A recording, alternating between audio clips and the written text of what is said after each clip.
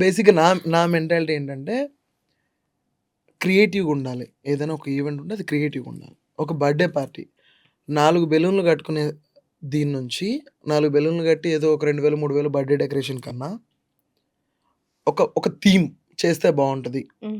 అనేది నా ఒపీనియన్.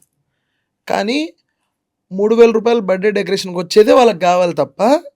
50,000 పెట్టి ఒక మంచి థీమ్ ఏస్తే బావుంటదనేది వాళ్ళ మైండ్ సెట్‌లో ఉండదు. ఎందుకు? ఇప్పుడు దీనిలో రూ. 3000లో ఒక 1500 బెలూన్స్‌కి వాటికి వీటికి పోయినా, ఒక 500 లేబర్‌కి పోయినా రూ. 1000 మిగులుతది. హ్మ్. ఈ థీమ్‌లో కస్టమర్ ఇచ్చేది 15,000. హ్మ్. ఒక థీమ్ జేయాలంటే 50,000 ఖర్చొస్తది హ్మ్. హ్మ్. హ్మ్. మంచిగా. అవును. సో, రూ. 50,000 మనమెందుకు ఖర్చు పెట్టాలా? ఈ నా కొడుకొచ్చి గెలికిపోయినాడనుకో, ప్రతి కస్టమర్ అది అడుగుతాడు. కన్ఫర్మ్‌గా ఇప్పుడు నేనొకటొచ్చి మీరు చేశాను ఒకవేళ అనంటే, వచ్చి ఇక్కడికొచ్చి చేస్తే చేస్తే లేకపోతే వేరే వాళ్ళు ప్రతి కస్టమర్ దాన్నడుగుతాడు. అడిగినప్పుడు వాళ్ళ థాట్ ఎట్లుంటది, అబ్బా!